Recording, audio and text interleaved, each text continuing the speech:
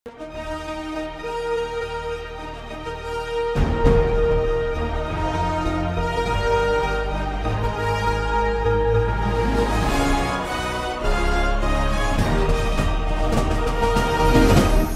பார்த்து கொண்டிருப்பது உங்கள் ஜாஷ்வா டிவி. சகல ஜனங்களுக்கும் நற்செய்தி.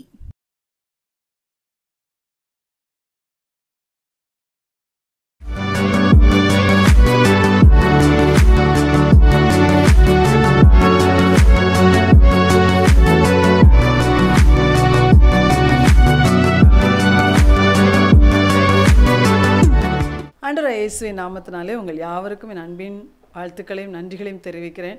இந்த வருஷம் முழுவதிலும் தேவன் நம்மை அற்புதமாய் ஆச்சரியமாய் நம்மை நடத்தி வந்தார்.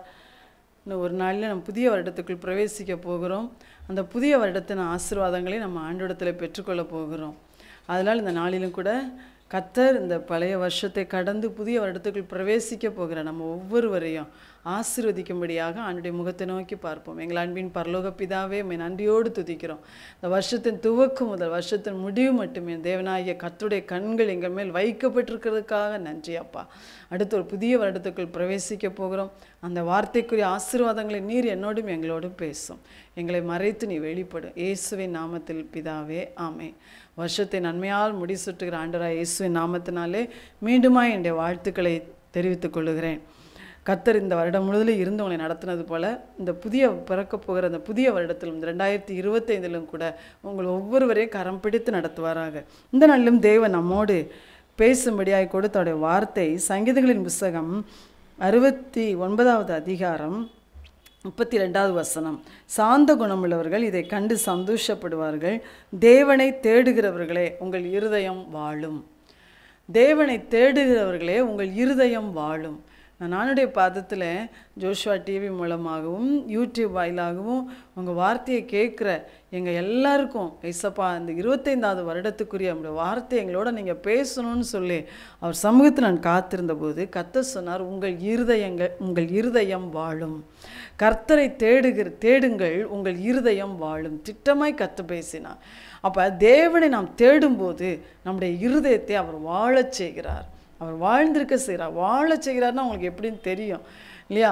3 யோவான் 2ஆம் வசனத்தில் அப்போஸ்தலனாகிய யோவான் எழுதும்போது சொல்றார், பிரியமானவனே, உன் ஆத்துமா வாழ்கிறது போல நீ எல்லாவற்றிலும் வாழ்ந்து சுகமாயிருக்கும்படி வேண்டுகிறேன் அப்படின்னு சொல்கிறார். நம்ம ஆத்துமா, நம்முடைய இருதயம் வாழ்ந்திருக்கும் என்றால் நாம் எல்லாவற்றிலும் வாழ்ந்து சுகமாக இருக்க முடியும். அப்படிப்பட்ட ஆசீர்வாதங்களை தேவன் நமக்கு தருவார். அப்போ கர்த்தர் சொல்கிறார், உங்கள் இருதயம், நம்முடைய இருதயத்தை சார்ந்த நம்முடைய உள்ளான ஆத்துமா அவருக்குள்ளாய் வாழ்ந்திருக்கணும்னு ஆண்டவர் சொல்கிறார். அப்போ அதை வாழும் அப்படின்னு வாக்கு கொடுக்குறார். அது வாழணும்னா என்ன செய்யணும்? கர்த்தரை நாம் தேட வேண்டும். கர்த்தரை தேடுங்கள், அப்பொழுது பிழைப்பீர்கள். ஆமோஸ் தீர்க்கதரிசியின் புஸ்தகம் 5ஆம் அதிகாரத்தில் 5ஆம் அதிகாரம் 4ஆம் வசனத்தில் சொல்கிறாரு, கர்த்தர் இஸ்ரவேல் வம்சத்தாருக்கு சொல்லுகிறது என்னவென்றால், என்னை தேடுங்கள், அப்பொழுது பிழைப்பீர்கள். பெத்தேலை தேடாதீங்கள், கில்காலிலும் சேராதீங்கள், பெயர்செபாவுக்கும் போகாதீங்கள். ஏனென்றால் கில்கால் சிறையிருப்பாகவும் பெத்தேல் பாழான ஸ்தலமாகவும் மாறும். கர்த்தரை தேடுங்கள், அப்பொழுது பிழைப்பீர்கள். ஆண்டவர் சொல்றார், உலகம் ஒரு கடைசி நாட்களுக்குள்ளே போய் கொண்டிருக்கிறது. நம்ம இந்த சூழ்நிலையில் தான் கர்த்தரை ரொம்ப கருத்தோடு நம்ம தேடணும். நம்ம தேட வேண்டிய ஒன்று என்றால் அவர் கர்த்தர் தான். அப்போ ஆண்டவர் சொல்கிறாரு, நீங்கள் அந்த ஸ்தலத்துக்கு போனேன், இந்த ஸ்தலத்துக்கு போனேன், அங்கே போனால் எனக்கு இந்த ஆசீர்வாதம் கிடைக்கும், இங்கே போனால் எனக்கு இந்த ஆசீர்வாதம் கிடைக்கும்னு ஸ்தலங்களை தேடி நீங்கள் போகாதீங்க. ஆண்டவர் சொல்கிறார், நீங்கள் எங்கே போனாலும் கர்த்தரை தேடி போங்க. கர்த்தரை நீங்கள் வீட்டுக்குள்ளேயே இருந்து நீங்கள் கருத்தோடு அவரை தேடுவீர்கள் என்றால், அந்தரங்கத்தில் நீங்கள் அவரை நோக்கி பார்ப்பீர்கள் என்றால், ஆண்டவர் சொல்கிறார், கர்த்தரை தேடுங்கள், அப்பொழுது நீங்கள் பிழைப்பீர்கள்னு சொல்கிறார். உங்கள் இருதயம் வாழும் என்று கர்த்தர் சொல்லுகிறார். அவரை தேடுறவங்க அவரை துதிப்பாங்க. அவரை தேடுறவங்க கட்டாயம் வாழ்ந்து சுகித்திருப்பாங்க. அவங்க ஒரு நாள் அவங்க கைவிடப்பட மாட்டார்கள். அப்போ ஆண்டவர் சொல்கிறாரு, அவரை தேடணும்னா எப்படி நம்ம தேடணும்? எப்படி தேடினா நம்முடைய இருதயம் வாழ்ந்திருக்கும்? அதை தான் தேவன் இன்னைக்கு நம்ம கூட பேச. சங்கீதம் 105 4ஆம் வசனத்தில் நீங்கள் பார்த்தீங்கன்னா ஆண்டவர் சொல்கிறார், கர்த்தரையும் அவர் வல்லமையையும் தேடுங்கள், அவர் சமூகத்தை நித்தமும் தேடுங்கள். கர்த்தரையும் அவர் வல்லமையும் நாடுங்கள், அவர் சமூகத்தை நித்தமும் தேடுங்க. ஆண்டவர் சொல்கிறார், அவர் சமூகத்தை, அவருடைய பிரசன்னத்தை நீங்கள் போய் ஆண்டரை தேடுவதற்கு நீங்கள் முழங்கால் படியிட்டா நீங்கள் ஆண்டவரை நோக்கி பார்க்க ஆரம்பிச்சிட்டிங்கன்னா அந்த இடத்துல அவருடைய பிரசன்னம் வரும். அப்போ அவர் பிரசன்னத்தில் நமக்கு மகிழ்ச்சி இருக்குது, சமாதானம் இருக்குது, எல்லா விதமான ஆசீர்வாதங்களும் அவர் பிரசன்னத்தில் தான் இருக்குது. அப்போ ஆண்டவர் சொல்றார், ஒவ்வொரு நாளும் அவரை தேடுங்கள், அவருடைய பிரசன்னத்தை தேடுங்க, அவர் சமூகத்தை தேடுங்க, அவருடைய வல்லமையை நாடுங்க. அப்படி நீங்கள் ஒவ்வொரு நாளும் தினந்தோறும், ஒரு நாள் தேடுறது பல நாள் தேடாமல் இருந்தீங்கன்னா உங்களால் பிழைத்திருக்க முடியாது, உங்கள் இருதயம் வாழ முடியாது. ஆண்டவர் சொல்றார், நித்தமும் தேடுங்கள், தினந்தோறும் தேடுங்க என்னைய. அடுத்த ஆண்டவர் சொல்றார் சங்கீதம் 26:8-9, என் முகத்தை தேடுங்கள் என்று சொன்னீரே கர்த்தாவே, உம்முடைய முகத்தையே தேடுவேன் என்று என் இருதயம் உம்மிடத்தில் சொல்லிற்று. என் முகத்தை தேடு. ஆண்டவர் சொல்றாரு, என் முகத்தை தேடுங்க. நம்ம கர்த்தரை தேடும்போது நிறைய காரியங்களை நம்ம கவனத்தில் கொள்ளணும். சும்மா ஏதோ நம்ம ஒரு பாரம்பரியமாக அவர்கிட்ட ஜெபம் பண்ண வைக்க அப்படி நம்ம இருக்கக்கூடாது. நமக்கும் அவருக்கும் இடையிலே ஒரு தொடர்பு, ஒரு ஐக்கியம், ஒரு உறவு அந்த இடத்துல இருக்குது. அப்போ ஆண்டவர் சொல்றாரு, என் முகத்தை தேடுங்க. நம்ம ஒரு நபர்கிட்ட பேசிக்கிட்டு இருக்கிறோம் அப்படின்னா நேருக்கு நேராக பேசும்போது அவங்க முகத்தை பார்த்து தானே பேசுவோம், அவங்க முகத்தை பார்க்காம நம்மளால் பேச முடியாது இல்லையா? அதே மாதிரி தான் ஆண்டவர் சொல்றாரு, என் முகத்தை தேடு. ஆனால் சங்கீதக்காரன் 9ஆம் வசனத்தை சொல்கிறாரு, உமது முகத்தை எனக்கு மறையாதேயும். அப்போ அவர் முகத்தை தேட வரும்போது அவர் முகம் சூரியனை போன்ற பிரகாசம் உள்ள பரிசுத்தம் நிறைந்த அந்த முகம், அந்த முகத்தை தேடணும்னா நம்முடைய பாவங்கள் அதற்கு ஒரு தடையாக இருக்கக்கூடாது. அவர் அதான் சொல்கிறார், உமது முகத்தை எனக்கு மறையாதேயும். அப்போ அவருடைய முகம் நமக்கு மறைக்கப்படுகிறது. ஏசாயா தீர்க்கதரிசியின் புத்தகம் 59:1-2 ஆண்டவர் சொல்லுகிறார், ரட்சிக்கக்கூடாதபடிக்கு அவர் கரை குறுகி போகவில்லை, கேட்கக்கூடாதபடிக்கு அவருடைய செவி மந்தமாகவில்லை. உங்கள் அக்கிரமங்களே உங்களுக்கும் தேவனுக்கும் நடுவாக பிரிவினை உண்டாக்குகிறது. அவர் உங்களுக்கு செவி கொடுக்க முடியாதபடிக்கு அவருடைய முகத்தை உங்களுக்கு மறைக்கிறது.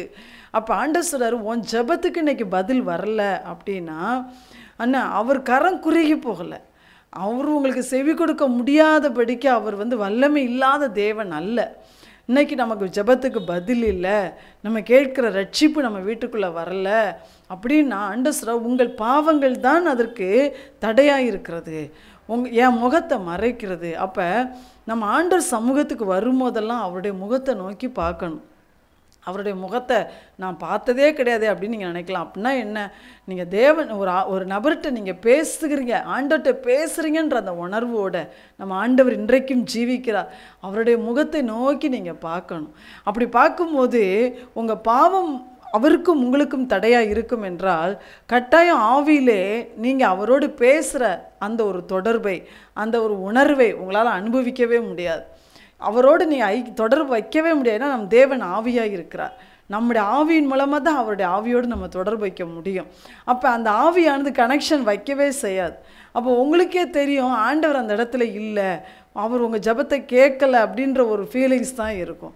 அப்போ ஆண்டவர் சொல்கிறார், அதனால் அவர் முகத்தை நீங்கள் தேட வரும்போது உங்களுக்கும் அவருக்கும் இடையில தடையாக இருக்கிற அந்த பாவங்களை உங்களை விட்டு நீங்கள் அகற்றிடணும்.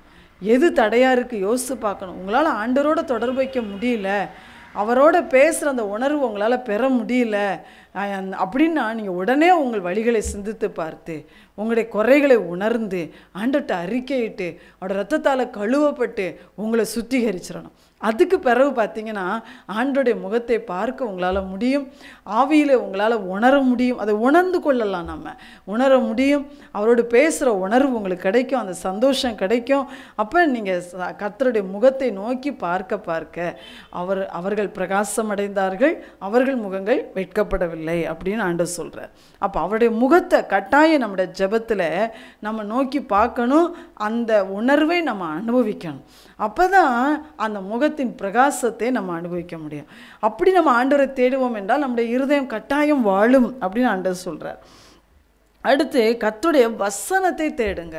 சங்கீதம் 119 நீங்கள் எடுத்துக்கிட்டிங்கன்னா சங்கீதக்காரன் ஆண்டுடைய வசனத்துக்கு எவ்வளோ முக்கியத்துவம் கொடுத்தாரு அப்படின்னு சொல்லி அந்த சங்கீதம் முழுவதும் நம்ம வாசிக்கலாம். உன் வசனத்தை நான் மறக்கவே மாட்டேன், உங்களுடைய வசனத்தை நான் கை கொள்ளுவேன், உங்களுடைய வசனத்தை தியானிக்கும்படி குறித்த ஜாமத்துக்கு முன்னாலேயே நான் விழித்து கொள்ளுகிறேன், உங்களோட வசனத்தின் அதிசயத்தை பார்க்கும்படி என் கண்ணை திறந்துருங்க, உங்கள் வசனம் என்னை உணர்வுல நாக்கட்டும். இப்படி நிறைய வார்த்தைகள் அவர் சொல்கிறார். அதுக்கு காரணம் சங்கீதக்காரன் ஆகிய தாவீது கர்த்தருடைய வசனத்தின் மேலே அளவில்லாத தாகம் கொண்டு அந்த வசனத்தின் நன்மையை அவர் அனுபவித்தார். அப்போ ஆண்டவர் சொல்ற அந்த கடைசி காலத்தில் நிற்கிற நம்ம அவருடைய வசனத்தை தேடணும். எப்படி தேடுறது? நம்ம காலையிலேயே எழும்பி அவர் சமூகத்திலே அவரவர் கையில் கொடுத்துருக்கிற அந்த வேத வசனத்தை எடுத்து தேடணும். நம்ம யூடியூப்பில் டிவியில் வசனத்தை தேடுறோம், நல்லது. ஆனால் அதுவெல்லாம் ரெண்டாவது தான்.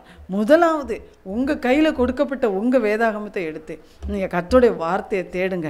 கருத்தோடு கவனமாக அதை நம்ம வாசிக்கணும், கருத்தோடு கவனமாக வாசிக்கணும். ஜபத்தோடு வாசிங்க. ஆண்டவரே இன்னைக்கு என் கூட பேசுங்க, இன்னைக்கு எனக்கு என்ன சொல்ல விரும்புகிறீங்கப்பா அப்படின்னு அந்த ஒரு கண்ணோட்டத்தோடு வாசிங்க. நான் எதெல்லாம் செய்யணும், நான் எதெல்லாம் செய்யக்கூடாதுன்னு சொல்கிறீங்க அப்படின்னு சொல்லி ஆண்டவர்கிட்ட ஜெபம் பண்ணிட்டு வாசிங்க. உண்மை குறித்து அந்த இடத்துல கர்த்தரை குறித்து என்ன சொல்லப்பட்டிருக்கிறது என்று சொல்லி ஆண்டவர் நீங்கள் அறிந்து கொள்ளணும் அப்படின்ற அந்த தாகத்தோடு வாசிங்க. இன்றைக்கி அதில் ஒரு அற்புதம் செஞ்சுருக்கதை வாசிங்கன்னா நீங்களே அதை யோசித்து பார்க்கணும். ஆண்டவர் இவ்வளோ வல்லமை உள்ளவர், இவ்வளோ பெரிய அற்புதத்தை செஞ்சுருக்கிறாரு அப்படின்னு நீங்கள் நினச்சி தியானிக்கும் போது உங்களுக்குள்ளேயே அந்த விசுவாசம் பெருகும். ஒருவேளை கர்த்தர் சில காரியத்தை நம்மளை செய்ய சொல்லியிருப்பார், அன்னைக்குரிய காரியங்களை நம்மளோட அவர் பேசுவார். இப்படி கர்த்தருடைய வசனத்தில் எல்லாவற்றையும் நம்ம தேடணும்னு ஆண்டவர் சொல்கிறார். அப்பொழுது நீங்கள் பிழைப்பீர்கள். அடுத்து கர்த்தர் சொல்கிறார், ஆவியோடும் கருத்தோடும் கர்த்தரை தேடுங்க. 1 கொரிந்தியர் 14:15 பவுல் அப்போஸ்தலன் சொல்லுகிறார், நான் ஆவியோடும் விண்ணப்பம் பண்ணுவேன், கருத்தோடும் விண்ணப்பம் பண்ணுவேன். நான் ஆவியோடும் பாடுவேன், கருத்தோடும் பாடுவேன். அப்படின்னா என்ன? நம்ம ஆண்டவரை தேடுதல்னு சொல்லும் போது அவரை பாடுறது, அவரை துதிக்கிறது, ஆராதிக்கிறது, ஜெபம் பண்ணுறது, வேதத்தை வாசிக்கிறது எல்லாமே அவரை தேடுகிற காரியத்தில் தான் அடங்கி இருக்கிறது. அப்போ ஆண்டவர் சொல்ற இதை எல்லாத்தையுமே நீங்கள் எப்படி பண்ணணும்னா ஆவியோடும் பண்ணணும், கருத்தோடும் பண்ணணும். ஆவியில் ஏசப்பா கூட அதை தான் சொன்னார், பிதாவை ஆவியோடும் உண்மையோடும் தொழுது கொள்ளும் காலம் எங்கும் வருகிறதுன்னு சொன்னார். அப்போ நீங்களும் நானும் கர்த்தரை தேடும்போது சும்மா பாரம்பரியமாக நம்ம தினந்தோறும் ஒரு கடமைக்காக அப்படி தேடவே கூடாது. ஆவியோடு தேடணும். ஆவியோடு தேடணும்னா என்ன? ஆண்டவர் நம்ம எல்லாருக்கும் பரிசுத்த ஆவியானவரை வாக்கு பண்ணியிருக்கிறார். கடைசி நாட்களில் மாம்சமான யாவர் மேலும் என் ஆவியை ஊற்றுவேன். இயேசு பரிசுத்த ஆவியினால் நிறைஞ்சிருந்தார். பரிசுத்த ஆவியினால் நிறைந்து தான் அவர் பிதாவை தொழுது கொள்ளுகிறார். அப்போ நம்மளும் கூட பார்த்திங்கன்னா ஆவியானவரின் அபிஷேகத்தை பெற்று அந்த ஆவியோடு நம்ம ஆண்டவரிடத்துல ஜெபம் பண்ணணும், அந்த ஆவியோடு நம்ம பாடணும், அந்த ஆவியோடு கர்த்தரை நம்ம தொழுது கொள்ளணும். அப்போ நம்முடைய இருதயம் வாழ்ந்திருக்குன்னு ஆண்டவர் சொல்கிறார். ஆவியோடு மாத்திரம் இல்லை, கருத்தோடு. ஒருவேளை சிலர் அந்நிய பாஷையிலேயே நம்ம ஜெபம் பண்ணுவோம், அது மாத்திரம் கிடையாது, கருத்தோடு நம்ம விண்ணப்பம் பண்ணணும். கருத்துன்னு சொல்லும் போது கருத்தை உணர்ந்து நம்ம பாடணும், கருத்தை உணர்ந்து நம்ம ஜெபிக்கணும். வீண் வார்த்தையை நம்ம அழப்பக்கூடாது. அது மாத்திரம் இல்லை, நம்ம மனசும் அந்த ஜெபம் எல்லாம் ஒன்றிணைந்து இருக்கணும். எல்லாம் நம்ம வாய் பாடும், வாய் ஜெபம் பண்ணும், சிந்தனை வேறு பக்கம் இருக்கும். அது கருத்தில்லாத ஒரு ஜெபம், கருத்தில்லாத ஒரு பாடல். ஒரு வசனத்தை வாசிக்கிட்டு இருப்போம், வசனத்தை வாய் தான் வாசிக்கும், ஆனால் மனசு வேறு பக்கமாக அலைபாய்ந்து கொண்டிருக்கும். ஆனால் ஆண்டவரா இல்லை, நம்ம எல்லாவற்றையும் கருத்தோடு செய்யணும். அந்த காரியத்தோடு ஒன்றிணைந்து நம்ம மனதை அதில் செலுத்தி அந்த பொருளை உணர்ந்து பொருளை அறிந்து நம்ம ஆவியோடும் கருத்தோடும் ஆண்டவரை தேடணும்னு ஆண்டவர் சொல்கிறார். அப்பொழுது நம்முடைய இருதயம் கட்டாயம் வாழும். அடுத்து மனத்தாழ்மையோடு கர்த்தரை தேடுங்க அப்படின்னு சொல்கிறார். செப்பனியாவின் புத்தகம் 2:3 கர்த்தரை தேடுங்கள், அவருடைய நீதியை தேடுங்கள், மனத்தாழ்மையுடன் தேடுங்க, மனத்தாழ்மையை தேடுங்கன்னு சொல்லியிருக்கு. அப்போ நம்ம ஆண்டவரை தேடும்போது அவர் முன்னால் நிற்கும்போது நம்மை குறித்த ஒரு நீதியோடோ நம்மை குறித்த ஒரு உயர்வான எண்ணத்தோடையோ நம்ம நிற்க முடியாது. அது ஒரு பெருமைக்கு அடையாளமாக இருக்கிறது. ஆண்டவர் சொல்றார், அவர் சமூகத்துக்கு வரும்போதெல்லாம் நம்ம மனத்தாழ்மையோடு வரணும். அதைத்தான் நம்மகிட்ட ஆண்டவர் கேட்குறார். பரிசேயன் ஜெபம் பண்ணும்போது எப்படி ஜெபம் பண்ணார்? ஆண்டவரே, நான் உபவாசம் பண்ணுறேன், நான் தஸ்மபாகம் செலுத்துகிறேன், நான் இத்தனை முறை நான் ஜெபம் பண்ணுறேன், இப்படிலாம் நான் உதவி செய்கிறேன், நான் ஏழைகளுக்கு கொடுக்குறேன், நான் ஊழியத்துக்கு கொடுக்குறேன், நான் ஆலயத்துக்கு போகிறேன். இப்படி நம்முடைய நீதியை முன்னிறுத்தி நம்மளை குறித்த ஒரு மேன்மையாக நினச்சிக்கிட்டு நம்ம ஆண்டவர் முன்னால் வரவே கூடாது. நம்ம ஆண்டவர் மகா உன்னதர், மகா உயர்ந்தவர், மகா பரிசுத்த. அவர் நமக்கு செய்த தியாகத்துக்கு முன்னால் நம்ம ஒன்றுமே கிடையாது. அதனால் எப்பொழுது அவர் சமூகத்துக்கு வந்தாலும் நம்மை தாழ்த்தி நம்மை அவர் முன்னால் வெறுமையாக்கி நம்முடைய குறைகளெல்லாம் உணர்ந்து நம் தேவன் எத்தனை பெரியவர் என்பதை அவரை உயர்த்தி நம்மை தாழ்த்தி நாம் மனத்தாழ்மையோடு ஆண்டவரை தேடணும்னு சொல்கிறார். ஏசப்பா தான் சொன்னார், நான் சாந்தம் மனத்தாழ்மையுமாக இருக்கிறேன், என்னிடத்தில் நீங்கள் கற்றுக்கொள்ளுங்கன்னு சொன்னார். நிறைய பேருக்கு நமக்கு சாந்தம் மனத்தாழ்மைனா என்னன்னே தெரியாமல் இருக்கலாம். ஆனால் ஏசப்பா சொல்கிறார், ஏன்ட்ட கற்றுக்கொள்ளுங்க. அவரிடத்துல அவருடைய வார்த்தைகளை வாசிக்கும் போதே நம்ம அவரிடத்தில் அவர் எப்படிலாம் இருந்தாருன்னு நம்ம கற்றுக்கொள்ளலாம். அப்போ ஆண்டவர் சொல்றார், அப்படி மனத்தாழ்மையோடு கர்த்தரை தேடுங்க, அப்பொழுது நீங்கள் பிழைப்பீர்கள். அப்போ இயேசு சொன்னபடியாய் நாம் இப்படி நாம் ஆவியோ அவரை நித்தமும் தேடணும், அவருடைய ராஜ்யத்தை தேடணும். ஆண்டவரை தேடுங்கன்னு சொல்லும்போது இன்னொரு காரியம், நம்ம உலக பிராரம்பண ஆசீர்வாதங்களுக்காக ஆண்டவரை தேடி வரக்கூடாது. ஆண்டவர் சொல்றார், முதலாவது தேவனுடைய ராஜ்யத்தையும் அவருடைய நீதியையும் தேடுங்கள்னு சொல்லியிருக்கிறார். அவருடைய ராஜ்யம் எப்படிப்பட்டது தெரியுமா? நீதி நிறைந்தது, சமாதானம் நிறைந்தது, அது பரிசுத்தாவின் சந்தோஷத்தினால் நிரம்பினது. அப்போ ஆண்டவர் சொல்கிறாரு, நீங்கள் ஆண்டவர் ராஜ்யத்தின் பிள்ளையாக இருக்கணும், ஆண்டவர் ராஜ்யத்துக்கு போகணும், அவருடைய பரிசுத்த வாழ்க்கையின்படி வாழணும் இல்லையா, அவருடைய நீதியின்படி நம்ம வாழணும் என்ற ஒரு தாகத்தோடு அர்ப்பணிப்போடு நம்ம ஆண்டவரை தேடணும். அப்போ பார்த்தீங்கன்னா நமக்குள்ளாகவும் அவருடைய நீதி இருக்கும், அவருடைய சமாதானம் இருக்கும், பரிசுத்தாவின் சந்தோஷம் இருக்கும். அப்போ ஆண்டவர் சொல்ல, இப்படிப்பட்ட எண்ணத்தோடு ஆண்டவர் சீக்கிரம் வரப்போகிறார், அவருடைய வருகைக்கு நான் ஆயத்தமாகணும், அவருடைய சித்தத்தை நான் செய்யணும். இப்படி நீங்கள் ஆண்டவர் ராஜ்யத்தின் காரியத்தோடு கூட அவருடைய ராஜ்யத்தை நீங்கள் தேடுவீங்கன்னா ஆண்டவர் சொல்றார், முதலாவது இதை நீங்கள் தேடுங்க, மீதி எல்லாம் உங்களுக்கு கூட கொடுக்கப்படும், உலக பிரார்த்தனை எல்லாம் உங்களுக்கு கூட கொடுக்கப்படும் சொல்கிறார். அப்போ ஆண்டவர் சொல்லுகிறபடி இப்படி நாம் கர்த்தரை தேடும்போது நம்முடைய இருதயம் வாழும் என்று சொல்லுகிறார். நம்முடைய இருதயம் எப்படி வாழுமா? அதுதான் 3 யோவான் 2 முதல்ல சொல்கிறாரு, உன் ஆத்துமா பிரியமானவனே, உன் ஆத்துமா வாழ்கிறது போல நீ எல்லாவற்றிலும் வாழ்ந்து சுகமாக இருக்கும்படி வேண்டுகிறேன். நம்முடைய இருதயம் நம்முடைய ஆத்மாவை சார்ந்தது தான். உள்ளான ஒரு இருதயம், உள்ளான ஒரு ஆத்மா அப்படின்னு சொல்கிறோம். அப்போ நம்முடைய கர்த்தரை தேடும்போது உண்மையாய் தேவன் சொல்லுகிற வண்ணமாய் நம்ம இப்படி ஆண்டரை தேடுவோம்னு வச்சுக்கோங்களேன், கட்டாயம் நம்முடைய ஆத்மா வாழ்ந்திருக்கும், நம்முடைய இருதயம் வாழ்ந்திருக்கும், இருதயத்தில் ஒரு தெய்வீக சமாதானம் இருக்கும், சந்தோஷம் இருக்கும், மகிழ்ச்சி இருக்கும். அப்போ ஆண்டவர் சொல்கிறாரு, நீங்கள் எல்லாவற்றிலும் வாழ்ந்து சுகமாக இருக்கும் ஆசீர்வாதத்தை கட்டாயம் நீங்கள் பெற்றுக்கொள்வீர்கள். அடுத்து அந்த ஆத்மா அந்த இருதயம் சஞ்சலத்தோடையும் பாரத்தோடையும் கவலையோடையும் நிறைஞ்சிருந்துச்சுன்னா நம்ம சரீரப்பிரகாரமாகவும் எந்த ஆசீர்வாதத்தையும் பெற்றுக்கொள்ள முடியாது. அப்போ அடுத்து ஆண்டவர் சொல்றார், மத்தேயு 11:28 வருத்தப்பட்டு பாரம் சுமக்கிறவர்களே நீங்கள் எல்லாரும் என்னிடத்தில் வாருங்கள், நான் உங்களுக்கு இளைப்பாறுதல் தருவேன். நம்ம இருதயத்தில் ஒரு இளைப்பாறுதல் வேணும். எப்போ பார்த்தாலும் ஒரு சஞ்சலமும் தவிப்பும் வேதனையும் கலக்கமும் நம்ம இருதயத்தில் இருக்கக்கூடாது. அதுக்கு தான் ஆண்டவர் சொல்றார், என்கிட்ட வாங்க, என்ன தேடுங்க, நீங்கள் அப்பொழுது பிழைப்பீங்கன்னு சொல்கிறார். வருத்தப்பட்டு நீங்களா பாரம் சுமக்காதீங்க. அப்போ ஆண்டவரை நாம் உண்மையான இருதயத்தோடு தேட தேட தேட நம்முடைய இருதயம் இளைப்பாறுதலால் நிரம்பி இருக்கும். எப்படி ஒரு வெயிலில் நடந்தவங்க நிழலில் வந்தால் அப்படி அப்பாடான்னு இளைப்பாடுறாங்களோ, அதே போல் அவருடைய சமூகத்தில் ஒரு பெரிய இளைப்பாறுதல் நமக்கு உண்டு. நம்முடைய பாரத்தை அவர் சுமந்து கொள்ளுகிறார், அவருடைய நுகத்தை நம்ம ஏற்றுக்கொள்ளுகிறோம். அதில் ஒரு பெரிய அவருடைய நுகத்தை என்றால் அவருடைய சித்தத்தை, அவருடைய கற்பனைகளை நம்ம ஏற்றுக்கொள்ளுகிறோம். அடுத்த ஆண்டு சிலர் லூக்கா 21:34 உங்கள் நினையாத நாளிகளை மனுஷகுமாரன் வரப்போறாரு, உங்கள் இருதயம் பாரமடையாதபடி எச்சரிக்கையாயிருங்கன்னு சொல்கிறார். லௌகீக கவலையினால், வெறியினால், பெருந்திண்டியினால் உங்கள் இருதயம் பாரமடையக்கூடாதுன்னு அப்படின்னு சொல்கிறார். அப்போ நம்முடைய இருதயம் எப்பொழுதும் கர்த்தருக்குள்ளே லகுவாக, ஒரு சமாதானமாக, ஒரு சந்தோஷமாக, அது ஒரு எவ்வளோ துன்பங்கள் நம்மை சுற்றிலும் இருந்தாலும் அந்த இருதயம் ஒரு பாரமில்லாத ஒரு இருதயமாய் கர்த்தருக்குள்ளாய் சமாதானமாய் மகிழ்ச்சியாக இருக்கணும்னா கர்த்தரை நம்ம தேடணும். அப்போ ஆண்டவரை தேடும் போது நம்முடைய இருதயம் பாரமில்லாத ஒரு இருதயமாய் மாறும். இயேசு எப்போ வந்தாலும் அவருடைய வருகையிலே நாம் சேர்த்து கொள்ளப்படலாம். அடுத்து பார்த்திங்கன்னா எல்லாவற்றுக்கும் மேலான தேவ சமாதானம், அந்த இருதயம் பாரம் இல்லாமல் இருக்கும்போது என்ன நடக்கும்? எல்லாவற்றுக்கும் மேலான ஒரு தேவ சமாதானம் உங்கள் இருதயத்தை நிரப்பி இருக்கும், உங்கள் சிந்தையும் அதை நிரப்பி இருக்கும். அதுதான் தாவீது சொல்கிறாரு, கர்த்தரை எப்பொழுது எனக்கு முன்பாக வைத்திருக்கிறேன், அவர் என் வலது பார்சத்தில் இருக்கிறபடியால் நான் அசைக்கப்படுவதில்லை.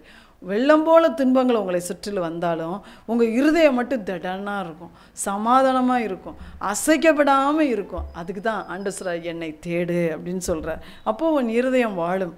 உன்னத பாட்டு 5:2 அருமையான மணவாட்டி சொல்கிறா, நான் நித்திரை பண்ணினேன், என் இதயமோ விழித்திருந்தது, கதவை தட்டுகிற என் நேசரின் சத்தத்தை கேட்டேன். நான் நித்திரை பண்ணிட்டு தான் இருந்தேன், ஆனால் என் இதயம் விழிப்புல தான் இருந்தது. இந்த உலகத்தில் நாம் வாழ்ந்து கொண்டிருந்தாலும், நம்ம எப்படிப்பட்ட சூழ்நிலை இருந்தாலும் நம்முடைய இதயம் விழிப்புள்ள இருதயமாக இருக்கணும்னா ஆண்டவர் சொல்கிறாரு, நீ கர்த்தரை தேடு. அப்போ இவன் இதயம் விழிப்பில் தான் இருக்கும். விழிப்பில் தான் இருக்கும்போது அந்த மணவாட்டி சொல்கிறா, என் நேசர் என் கதவை தட்டுகிற சத்தத்தை நான் கேட்டேன்னு சொல்கிறா. அப்போ ஆணுடைய சத்தத்தை நம்ம கேட்டு அவருக்கு பின்னால் போகணும்னு சொன்னால் நம்முடைய இதயம் விழிப்புள்ள ஒரு இதயமாக இருக்கணும். இந்த கடைசி காலத்துக்கு அது ரொம்ப ரொம்ப அவசியம். நிறைய வஞ்சகர்கள், வஞ்சக உபதேசங்கள், வஞ்சகமான அடையாளங்கள், அற்புதங்கள் எல்லாம் சூழ்ந்து நிற்கிற ஒரு காலத்தில் நிற்கிறோம். எது உண்மை எது பொய்ன்னு தெரியாத ஒரு காலத்தில் இருக்கிறோம். ஆனால் ஆண்டவர், உன் இதயம் விழித்திருக்கும் என்றால் உன் நேசருடைய சத்தத்தை நீ கேட்பாய், அந்த சத்தத்துக்கு பின்னாலே என் ஆடுகள் செல்லும்னு சொல்கிறார். அப்போ ஆண்டவர் சொல்கிறார், அப்போ அப்படிப்பட்ட ஒரு விழிப்பு உங்களுக்கு எனக்கு கட்டாயம் அவசியம். அதுக்கு ஆண்டவர் என்ன சொன்னார்? எப்பொழுதும் ஜெபம் பண்ணி விழித்திருங்கள்னு சொன்னார். அப்போ நம்முடைய கர்த்தரை தேடுவதில் நாம் கருத்துள்ளவர்களாய் உண்மையுள்ளவர்களாய் நாம் இருப்போம் என்றால், வசனத்தை தேடுவதில் உண்மையாக இருப்போம் என்றால் நம்முடைய இருதயம் விழித்திருக்கும். அடுத்து வசனம் சொல்லுகிறது மத்தேயு 5:8, இருதயத்தில் சுத்தமுள்ளவர்கள் பாக்கியவான்கள், அவர்கள் தேவனை தரிசிப்பார்கள். எல்லாத்துக்கும் மேலே ஆண்டவரை தேட தேட உங்கள் இருதயம் சுத்தமாகும். உங்கள் இருதயம் சுத்தமாக நாம் தேவனை தரிசிக்கும் பாக்கியத்தை பெற்றுக்கொள்ளலாம். ஹல்லேலூயா. இந்த புதிய வருடத்துக்குள் பிரவேசிக்க போகிற, புதிய வருடத்தை காணப்போகிற நம்ம எல்லாருக்கும் கர்த்தர் இந்த ஆசீர்வாதத்தை கட்டாயம் தருவார். அதனால் அவரை தேடுவதில் நீங்கள் ஜாக்கிரதையாக இருங்க. அவரை தேடுவதில் இன்னும் கருத்துள்ளவங்களாக மாறுங்க. உங்கள் இருதயம் வாழ்கிறதை, அவர் சொன்ன வார்த்தையின்படியே இருதயம் வாழ்ந்து சுயித்திருக்கிறதை நம்ம ஒவ்வொருத்தரும் பார்த்து ஆண்டவரை துதிப்போம். அல்லேலூயா. நாம் ஜெபம் பண்ணுவோம். எங்கள் அன்பின் பரலோக பிதாவே, இந்த அருமையான வார்த்தைக்காக உமக்கு ஸ்தோத்திரம். இந்த புதிய வருடம் பிறக்க போகிற 2025 வருடத்துக்கென்று நீர் எங்களுக்கு கொடுக்குற அந்த அருமையான வாக்குத்தத்த ஆசீர்வாதத்துக்காய் நன்றியப்பா. இந்த வார்த்தையின்படியே இதை கேட்கிற உங்களுடைய ஜனங்கள் எல்லாரும் நாங்களும் கர்த்தரை தேடுவதில் இன்னும் தீவிரமாகவும் கருத்தாகவும், ஆண்டவரே நீ சொன்னபடியாகவே உங்களுடைய வசனத்தை தேடுகிறவர்களாக, உங்களுடைய முகத்தை தேடுகிறவர்களாக, மனத்தாழ்மையோடு நீ தேடுகளாக எங்களை நடத்துங்கப்பா. நீர் ஒவ்வொருவரையும் அப்படி நடத்தும். இருதயம் வாழ்ந்திருக்கும் என்று நீ சொன்ன அத்தனை ஆசீர்வாதங்களையும் எல்லாருக்கும் நீ கட்டளையிடும்படியாக ஜெபிக்கிறோம். நீர் இப்படி செய்ய போறக்காய் நன்றி. இயேசுவின் நாமத்தில் பிதாவே, ஆமென்.